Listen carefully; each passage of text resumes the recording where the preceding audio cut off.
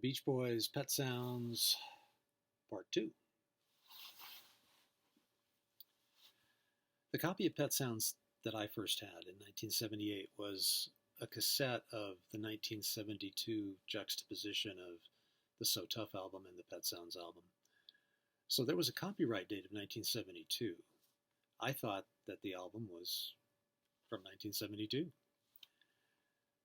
As I was listening to Pet Sounds, I thought it was magnificent. I thought it was by far the best thing I had ever heard. And it just blew me away that something that magnificent had been done as early as 1972. Of course, as I continued to plug in the pieces of the past of pop music, I found out that Pet Sounds was originally from 1966. So that blew me away even more when I found that out. As I was listening to the Pet Sounds album throughout the what we would call side one, I kept wondering when the quality would fall off. As I was listening to that cassette and it rolled into God Only Knows, I heard the French horn. I knew I was hearing something special. And that clip-clop percussion.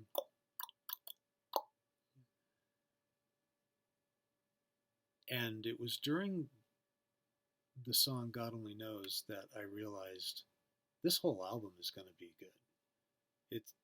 It's going to be the whole thing. And it was. The next song was I Know There's an Answer. That one lyrically resonated with me in my perspective of being a 14-year-old autistic high school student. That lyric, what can you do without making them defensive? Yeah, that resonated quite a lot.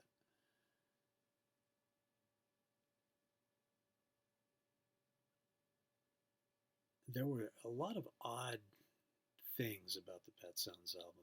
Accordions, banjo, French horn, theremin, pop bottle percussion, bicycle bell, bass harmonica, just a lot of elements that on paper I just wouldn't think that it would work, but the whole thing just seemed to work so brilliantly, and it was so captivating to me from the very first listen. The next song was Here Today, which seemed like brutal honesty to me, which was something I was craving by that point. I had, there were songs like Love Stinks by the J. Gals Band. There were songs that indicated that romance might not be all it was cracked up to be, but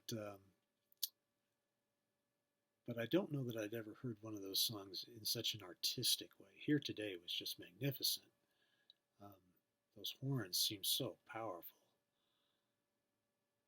The arrangement was great, and the lead vocal melody line did not at all seem to be suggested by the instrumentation. If you ever listen to the instrument-only mix, the Stack of Tracks mix, and you try to sing along with it, you might notice that it requires some extra concentration to maintain that melody line throughout the song.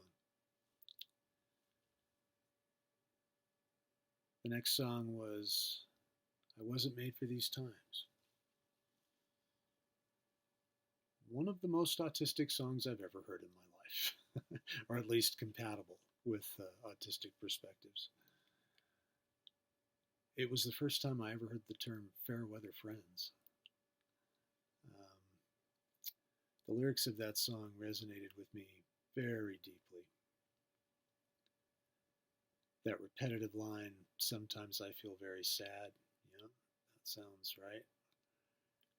That other line, can't find the right thing to put my heart and soul into, That Sounds Right.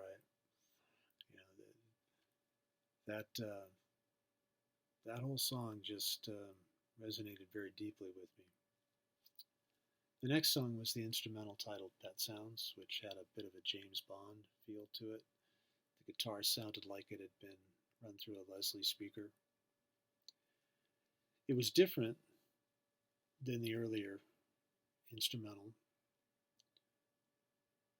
but it felt the same to me in the sense that it seemed like a musical version of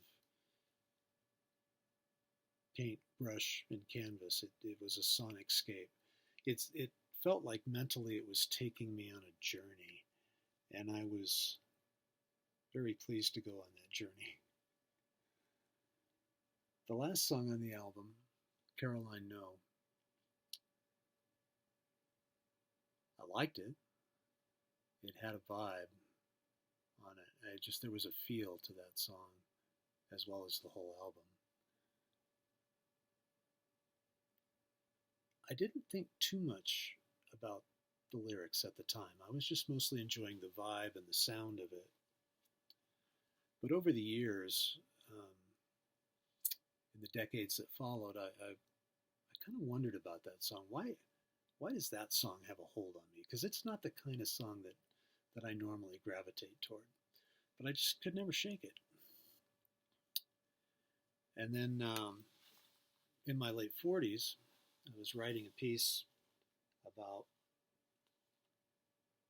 classmates who had been honest and genuine and ethical and how that changed over time. And I was thinking that it was like I watched everything good about them die. It was like everything wonderful about them died before their bodies did. And that's when it hit me. Oh, that's why I like Caroline No. And that line, break my heart, I want to go and cry. It's so sad to watch a sweet thing die. I felt like I had a good handle on what that was about.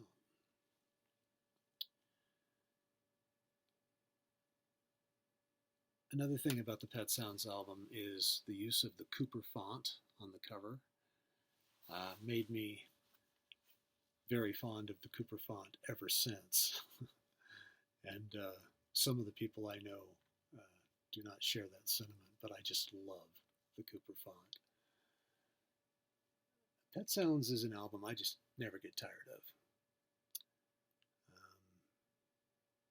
And it's one of the few albums I listen to in its entirety from start to finish. As rotten as the world is and as rotten as people are, Pet Sounds has always offered itself as evidence that there's something worthwhile, there's something compelling, maybe even something beautiful. Later.